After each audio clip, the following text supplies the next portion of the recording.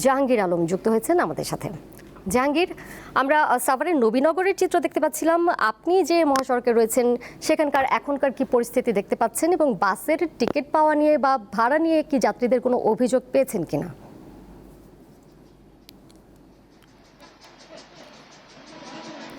জি দুলা, আমরা এই মুহূর্তে রয়েছি গাজীপুরের যে ঢাকার গেটে চন্দ্রাত্রী মোড়ে রয়েছে। সেখানে কিন্তু পরিবহনের চাপ রয়েছে। সকাল থেকে আমরা দেখেছি দীর্ঘ সারিতে যানবাহন চলছে, তবে মাঝে মধ্যে ফাঁকাও হয়ে যাচ্ছে।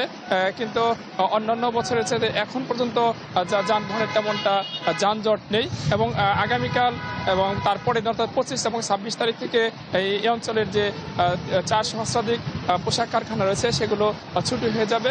ছুটি হওয়ার পরপরই আসলে দীর্ঘ যানবাহনের চাপ পড়বে বলে জানিয়েছেন আমাদের আইনশৃঙ্খলা বাহিনীর সদস্যরা।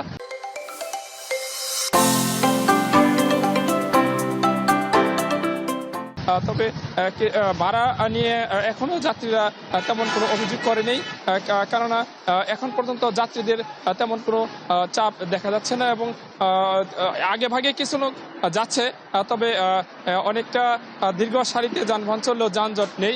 এবং কিছুক্ষণ আগে আমাদের চন্দ্রাতে এসেছিলেন সড়ক পরিবহন ও শিল্পমন্ত্রী।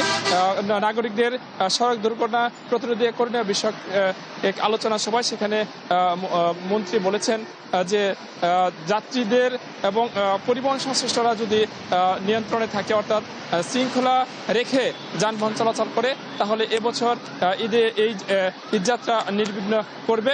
এবং মন্ত্রী পরিবহন সংশ্লিষ্টদের সাথে কথা বলে তাদের আশ্বস্ত করেছেন যে শ্রমিকরা এবং বাস পরিবহন চালক নিয়ন্ত্রণে যানবাহন পরিচালনা করে, তাহলে মহাসড়কে এবছর ঈদ স্বাচ্ছন্দ্যবোধ করতে পারবে। এবং হাইওয়ে পুলিশ সুপার জানিয়েছেন যাতে তারা যদি যানজট মুক্ত অবস্থায় গড়মুখ মানুষকে বাড়িতে পৌঁছে দিতে পারে, তবেই তাদের ঈদ আনন্দ উপভোগ করতে পারেন বলে জানিয়েছেন। মহাসড়কের পরিস্থিতি জানছিলাম সহকর্মী জাহাঙ্গীর আলমের কাছ থেকে, তিনি যুক্ত ছিলেন গাজীপুর থেকে।